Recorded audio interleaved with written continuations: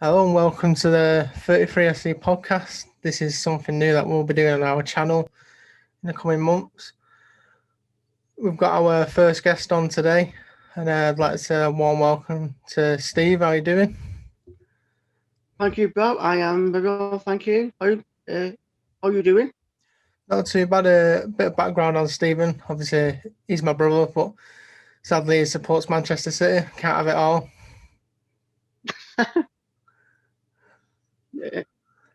Uh, at least it's not Manchester United. It could be worse. Well, at least we agree on something. Yeah. Topics about today, we're going over a few things like title race, transfer window, VAR. I think it's good because we both love our football. We both like want a discussion on like just key areas in football this season because, as you know, title races well and truly open this year. Last season, we know Liverpool ran away with it. So, what are your thoughts on a title race this year, bro? Oh it's much more closer than it was last year because you've got 3 or 4 teams in it, which is only about 2 points in it, I think, isn't there? Yeah, I think if you win your game in and you'll go top, but to see that, I don't want to sound disrespectful to Manchester United, but they're probably punching at the moment because they've not been challenging in recent years.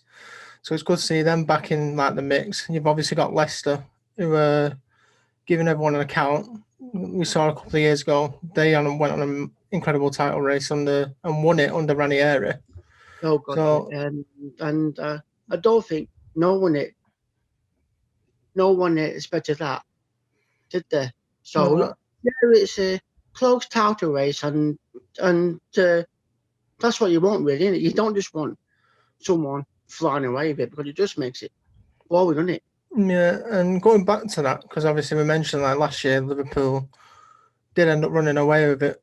This season, like we're not ruling them out obviously because every team goes through that like bad patch. The moment they Yeah. haven't scored, I think is it 4 games.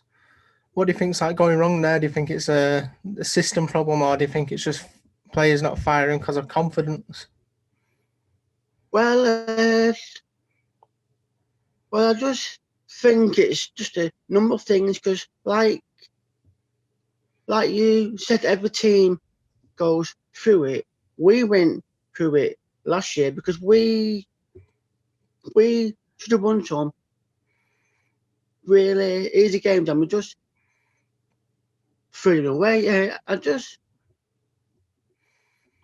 I really don't know what's going on with their play at the moment, but I'm like sure they'll just bounce back Here's one from for this. you, like, because obviously you mentioned that last year City went through a similar phase. Do you think injuries play a key part? Because you lost Laporte for a good part of last season, and when you lose like a key player, they've lost Van Dijk. Do you think Oh that yeah, plays a big part in like the way they play? Because he's pivotal to the way they're comfortable at the back, so it's they don't have to worry about the onslaught because not being nasty, he's probably the best defender in world football at the moment.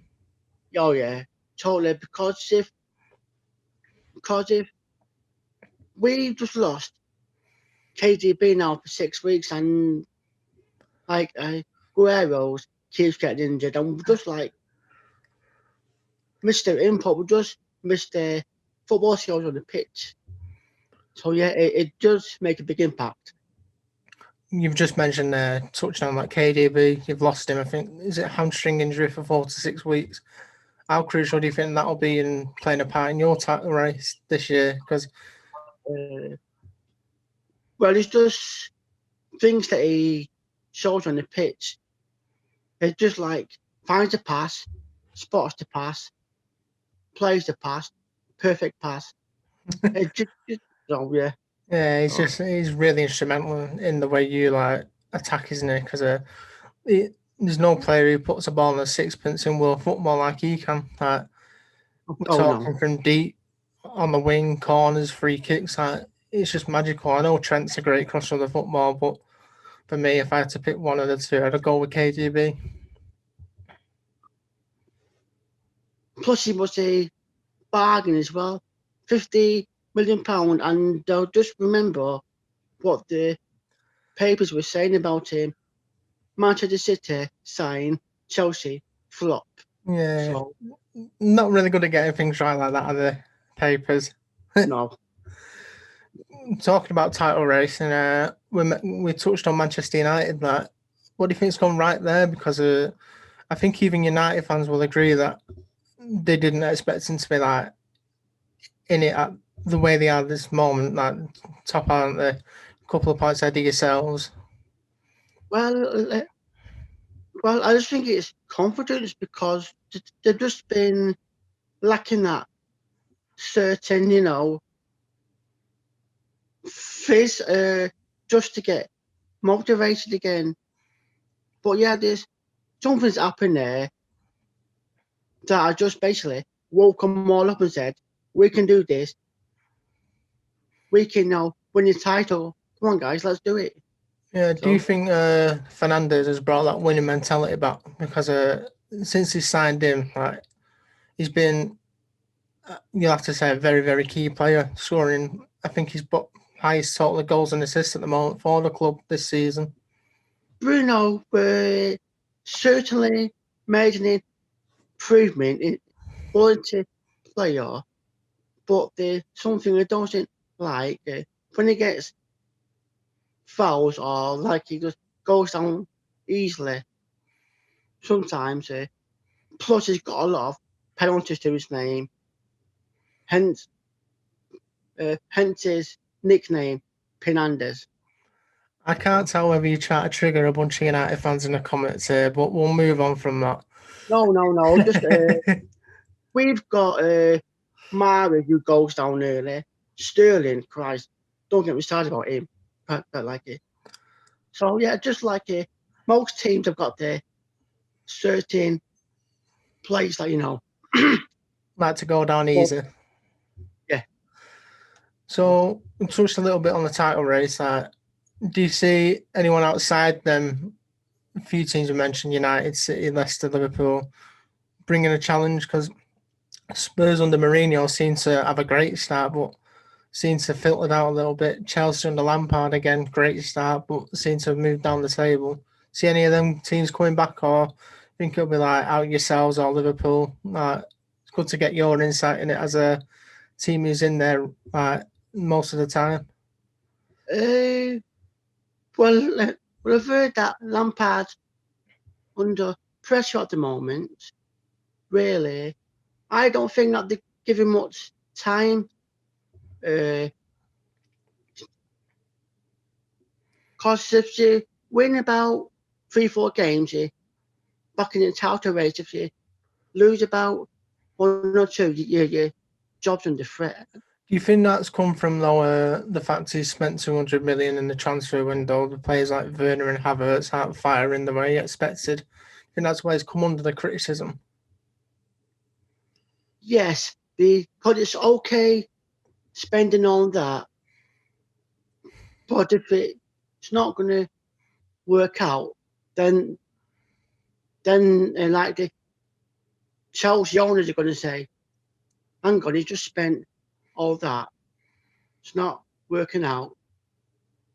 We're just going to keep an eye on him now.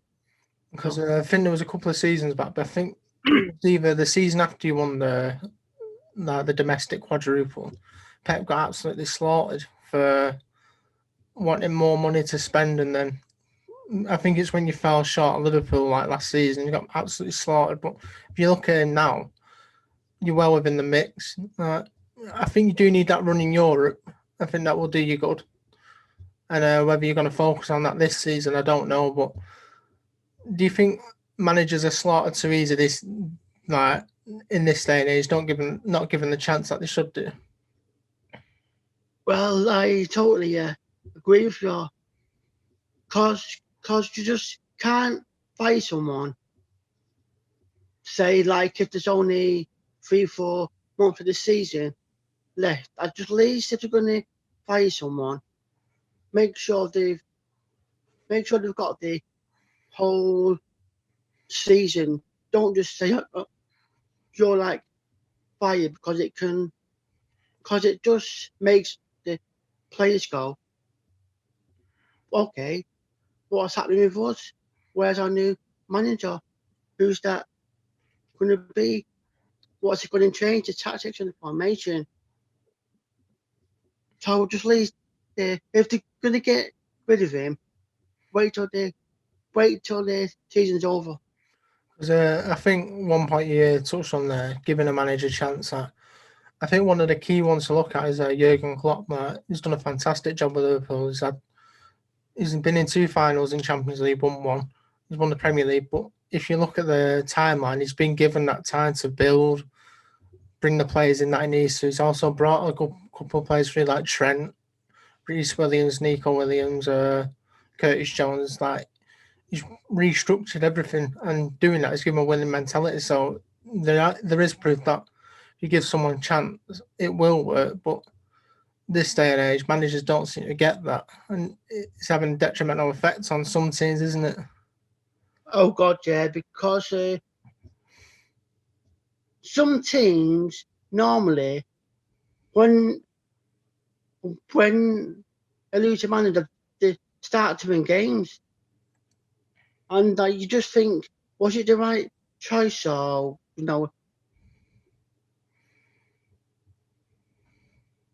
or just was it by chance? Because you just don't know, do you?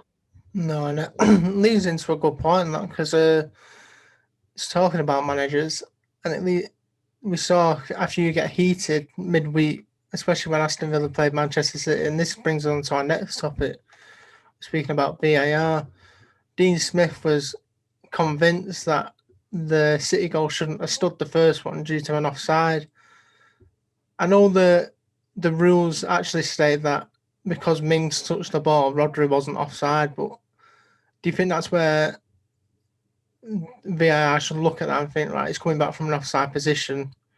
Like, Mings hasn't meant, he's tried to clear it, but because he's a loose touch and then you've scored Bernardo Silva, you'd be fuming if you had conceded a goal like that, wouldn't you? Well, on the AR,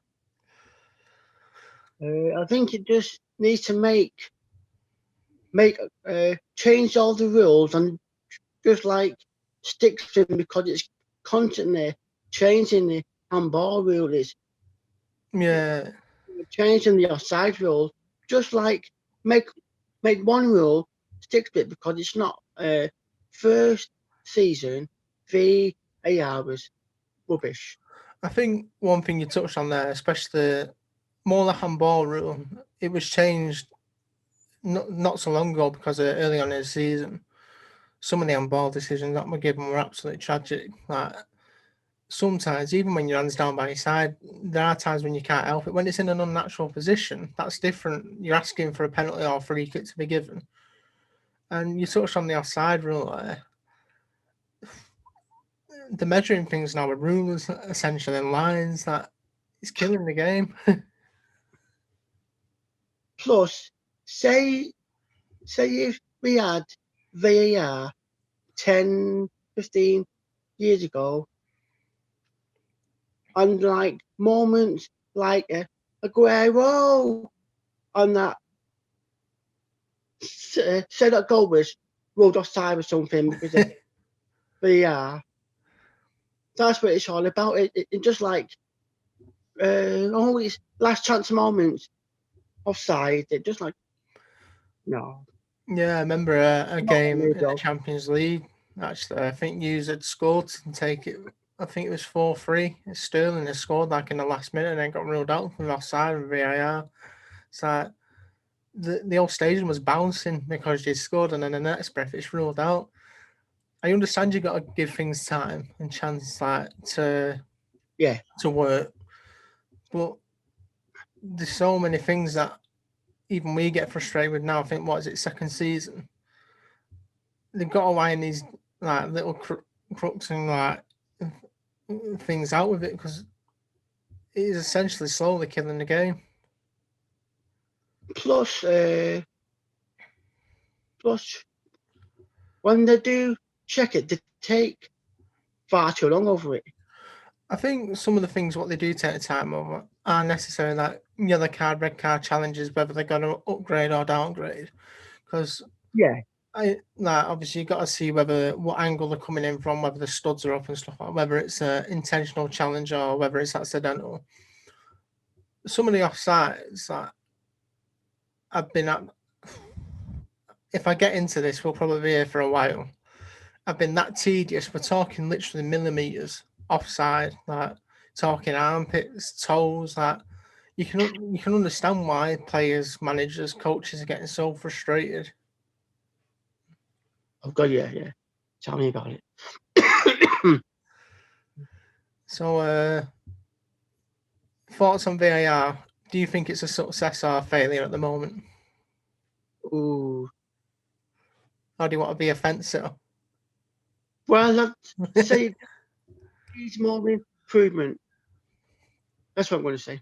So, if you reckon that things did get ironed out and we didn't have to wait as much for decisions, you deem that in the success, but at the moment you're in the middle.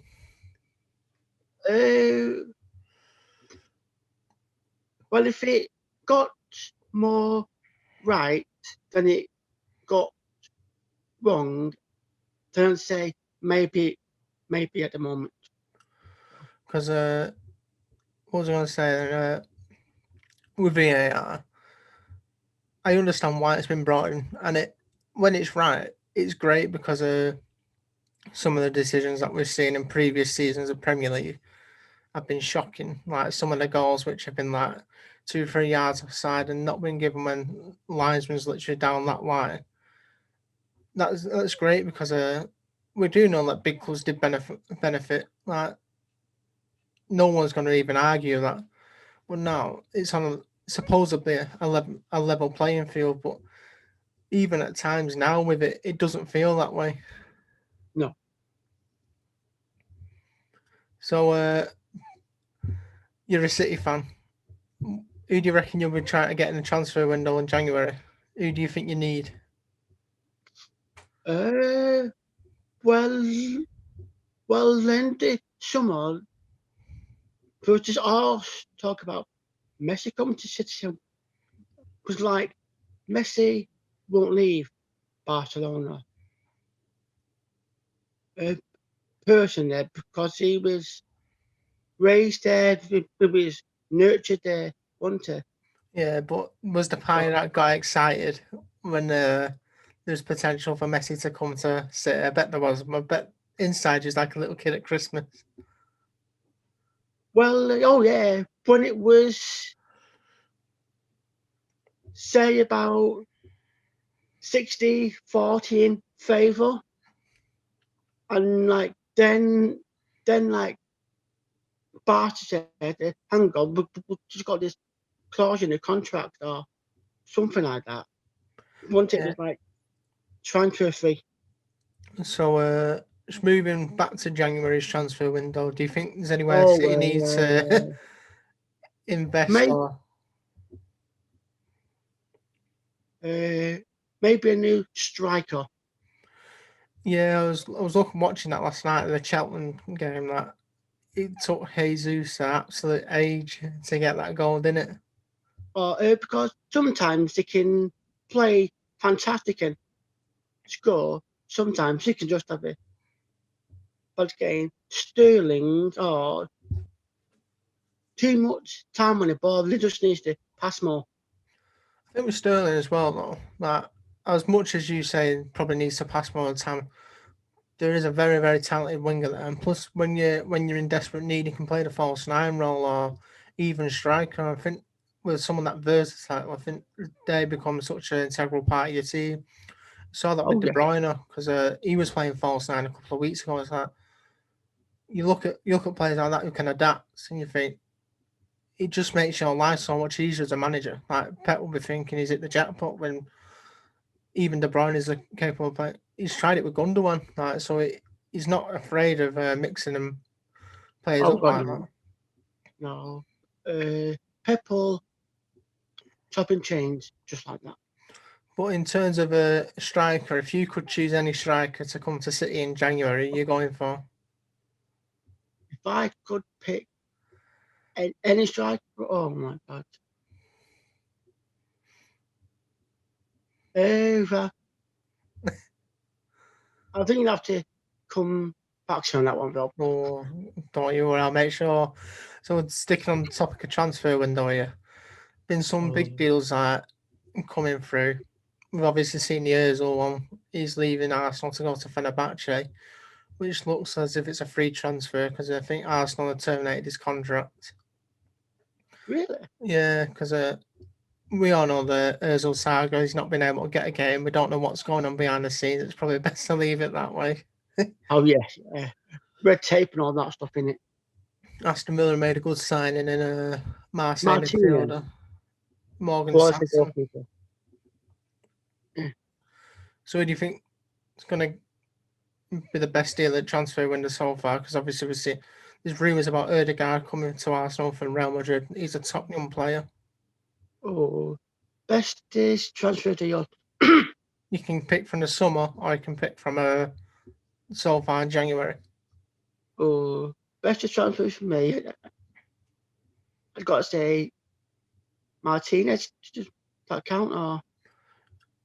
Yeah, I think he only cost around 10 mil mark, didn't he, from Arsenal?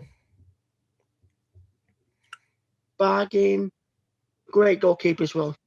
For me, I think one player. I'm not saying this because I'm a City fan, but I rate really highly. He was signed in the summer. Ruben Diaz, like, it seems to have brought another level out of John Stone.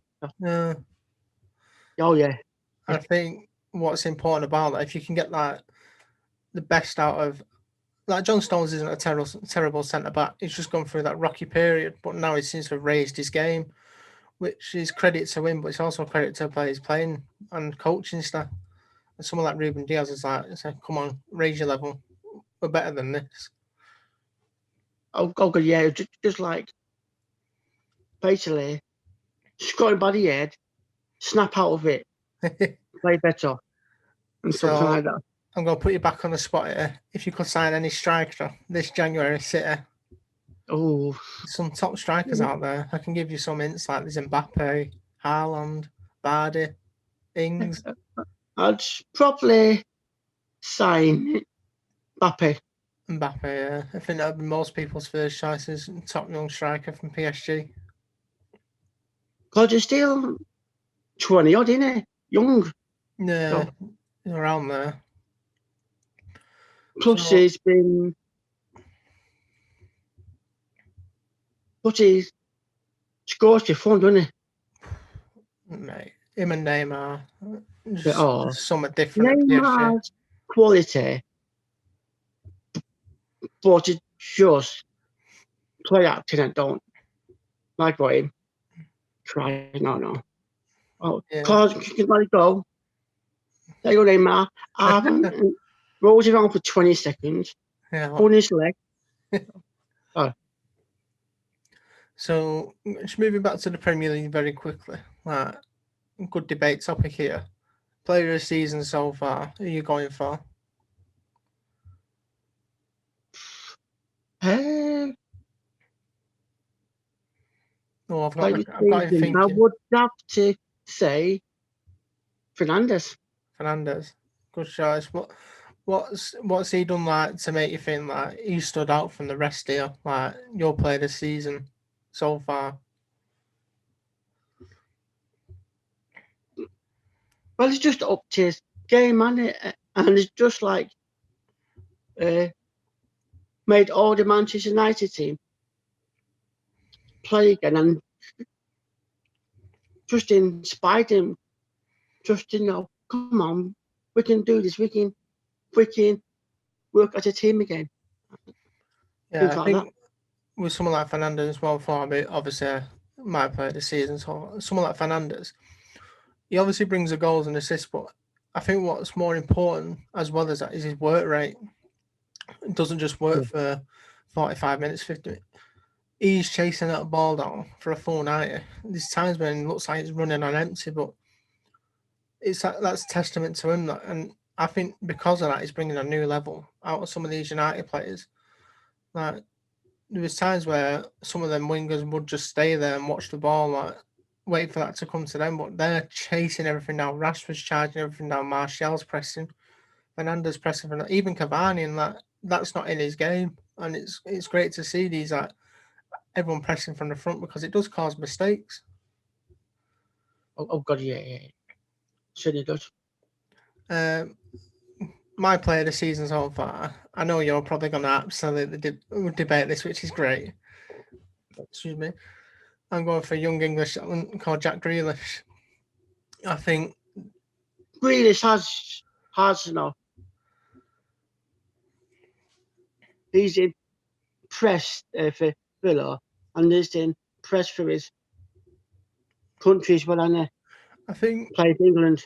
one thing that's transformed his game this season is the amount of chances he creates per game because he's got the assists to his belt, he's got the goals, but he's finding all them pockets. He's like his movement off the ball, never mind on it. It's so great to watch. It's dead pleasing on the eye because he's been a good player, but now he's gone to a great player because of this. Like his movement off the ball, movement with the ball, like taking players on for fun. Like he's doing it against the big teams now. Don't get me wrong, I understand that the teams you're in and around, you can do it against, but when you can transform that and you get not being nasty, essentially take the mick. Like when I was watching him in that game where he beat Villa 2-0, he's going past your players like they weren't there sometimes. Like, that's a brilliant aspect to having your game. That I think the only criticism one would have that 1 second too late of releasing the ball. If you could just transform that, no reason why I can't walk into like a team of like that quality. Mm-hmm. Yeah, I think he'll be a quality player in the future for England too as well. And if you had to pick your underrated player, who would you go with? Oh, underrated. Oh God, I would probably say Brighton striker Malpe. Malpe. Yeah, because well, he like scores some goals, but like they don't really talk about him now, did they? No, I think again that's a problem when you're in and around. I don't want to say lower table teams, but that's essentially the way you Yeah, look at it when you look at the table. And some strikers do go unnoticed. That he's probably key to when Brighton do get a win. Like it's probably a goal from him or an assist, or he's won the penalty or something like that. yeah. And whereas if you're in a top R team or a big six team, Vardy's a good example of that. Yeah, we know about his journey, which is absolutely quality, coming from the non-league into essentially being a Premier League winner now. He still gets all the plaudits that he got like last season before, where player like Morpes, you just mentioned that sometimes in the headlines for the wrong reasons. He's riled a player up, or he's wound up. He's doing all the basically what Balotelli did, but with an end product. Oh God, oh yeah. Super Mario. I remember him. Who would I go for underrated player? For me, I think the one player that stands out is Ward Prowse of Southampton. I think his work rate's exceptional. When I mentioned about crossing about KDB, completely forgot about this kid. Exceptional when it comes to like crossing the ball, set pieces, scoring free kicks. Like I don't think there's anyone better than him in the Premier League for scoring free kicks. Go. No, because like 9 times out of 10, if he's going to take a free kick, he'll be scoring in it. Yeah, he's. I'm not ignoring him. Just making sure I've got all my topics here. Yeah, I think with him as well.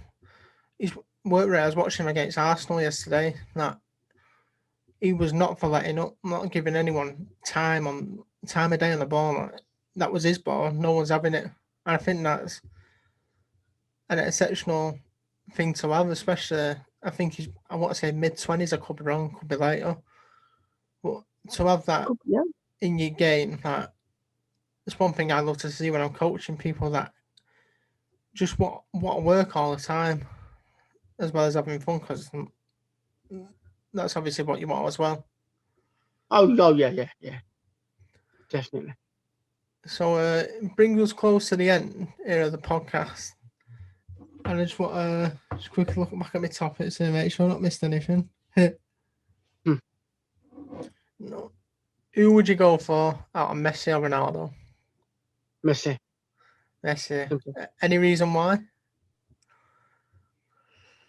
Well, it'd be because Messi's not that flash. Because sometimes when you just see Ronaldo, you just see pictures of his nice cars and that, him like posing outside his nice cars. Messi's not like that. I don't think Ronaldo does it as much as you're just giving a stick for that, though. I think everyone poses when they've got something nice or new. I think that I understand True. where you're coming from in that respect, but I think there's worse players out there than Ronaldo for doing that. I think Ronaldo's actually become more humble, to be honest. He always has been in my eyes, but this is where we're having the debate, because obviously you see it differently. Well, it's always been for me, Messi, because he's always, is it?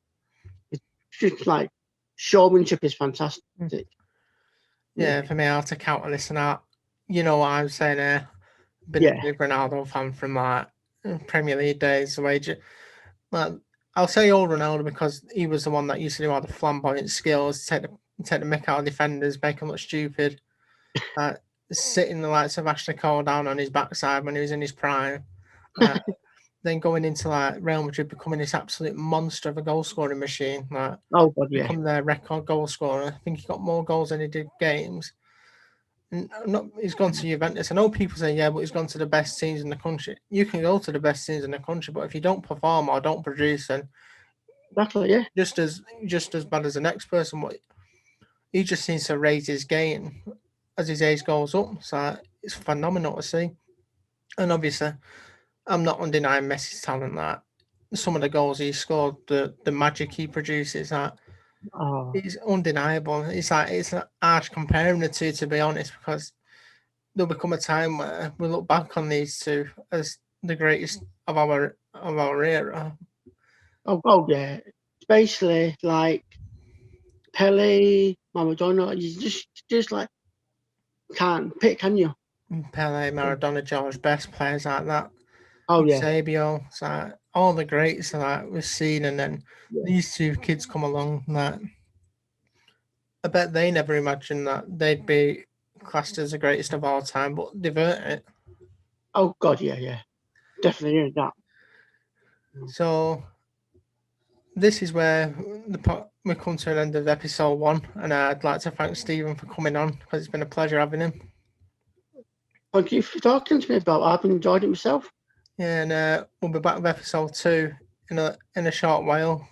And thank you for stopping by and watching us for the first episode of 33SC podcast. Thank you.